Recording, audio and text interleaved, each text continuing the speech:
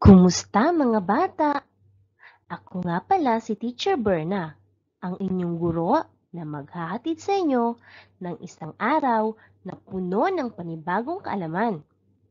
Handa ka na bang matuto ngayong araw?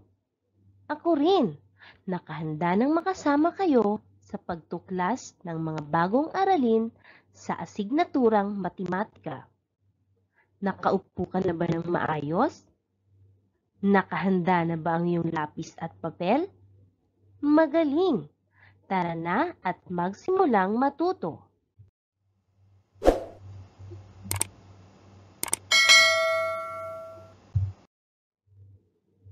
Ang pag-aaralan natin ngayon ay mula sa asignaturang Mathematics sa unang baitang.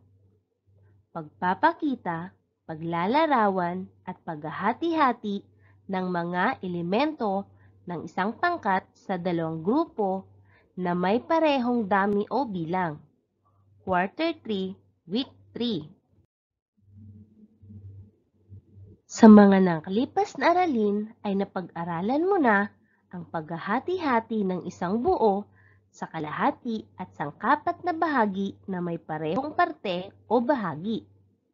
Ngayon naman, sa araling ito ay matututuhan mo kung paano ipakita at ilarawan ang paghahati-hati ng mga elemento ng pangkat sa dalawang grupo na may magkaparehong dami o bilang.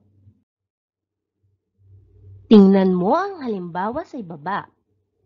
Suriin mo kung paano ipakita at ilarawan ang paghahati-hati. May 8 lollipop si Ryan. Nais niyang ibigay ang kalahati nito sa kanyang ate. Ilang lollipop ang ibibigay ni Ryan sa kanyang ate? Tingnan nating mabuti ang dalawang pangkat ng mga lollipop. Ang lollipop na ibinigay ni Ryan sa kanyang ate at ang lollipop na natira sa kanya. Makikita natin na ang kalahati ng 8 lollipop ay 4. Ibig sabihin, 4 na lollipop ang ibibigay ni Ryan sa ate niya. Ang 8 lollipop ay hinati sa kalahati. Narito ang iba pang halimbawa ng paghahati at pagtukoy ng sangkapat ng isang set o pangkat. Tingnan ang bilang ng mga laruang kotse. Ito ay 12. Hinati ito sa 4 na magkakaibang pangkat. Ang 12 pirasong laruang kotse ay hinati sa 4 na pangkat na may magkakaparehong bilang sa isang pangkat. Sa bawat pangkat ay may 3 laruang kotse. Ibig sabihin, ang sangkapat ng 12 laruang kotse ay 3. Narito naman ang iba pang halimbawa. Tingnang mabuti ang kabuuan ng isang set. Ito ay mayroong 16 na mansanas. Ang 16 na mansanas ay hinati sa 2 pangkat na may magkaparehong dami ang laman.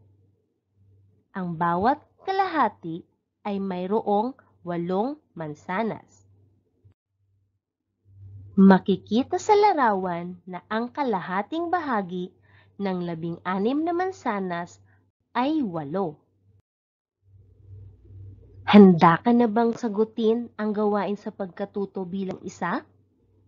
Isulat sa katapat na mga kolum ang bilang na kumakatawan sa kalahati at sangkapat ng isang set o pangkat ng larawan na nasa unahan. Sa unang kolum ay makikita ang buong pangkat o set ng mga larawan. Sa ikalawang kolum naman ay isusulat ninyo ang bilang ng kalahati ng pangkat. At sa ikatlong kolum ay isusulat ninyo ang bilang ng sangkapat ng pangkat. Para sa unang bilang, mayroon tayong 8 mga bulaklak. At para naman sa ikalawang bilang, mayroon tayong 24 na mga dalandan. Para sa unang bilang, ay ilalagay na ni teacher ang tamang sagot para magsilbing halimbawa para sa inyo. Kung mayroon tayong 8 mga bulaklak, ang bilang ng kalahati ng pangkat ay 4. At ang bilang naman ng sangkapat ng pangkat ay 2. Para sa bilang 2 hanggang 5, kayo na ang maglalagay ng sagot. Gawin ninyong halimbawa ang ginawa ni teacher sa unang bilang. Tara na at ipagpatuloy ang gawain sa pagkatuto bilang 2. Suriing mabuti ang ibinigay na set o pangkat ng mga larawan. Tukuyin ang tamang bilang na nagpapakita ng sangkapat 1/4 ng bawat set o pangkat. Piliin ang letra ng tamang sagot. Sa gawing kaliwa ay makikita ninyo ang pangkat ng mga larawan. At sa gawing kanan naman ay makikita ninyo ang 3 letra na pagpipilian. Meron tayong letrang A, B, at C. Para sa unang bilang, ilan kaya ang sangkapat ng 8 krayola? A, 2, B, 1, C, 3. Para sa ikalawang bilang, ilan kaya ang sangkapat ng 4 na payong? A, 1, B, 2, C, 3. Para sa ikatlong bilang, ilan kaya ang sangkapat ng 16 na ballpen? A, 3, B, 2, C, 4. Sa ika-4 na bilang, ilan naman ang sangkapat ng 20 gitara?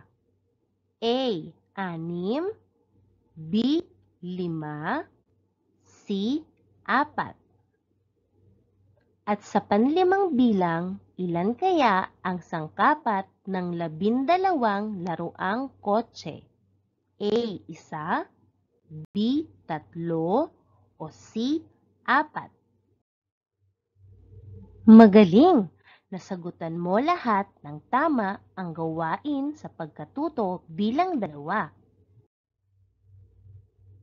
Ngayon ay natutunan mo ang pagpangkat ng mga bagay sa kalahati o 4 na bahagi.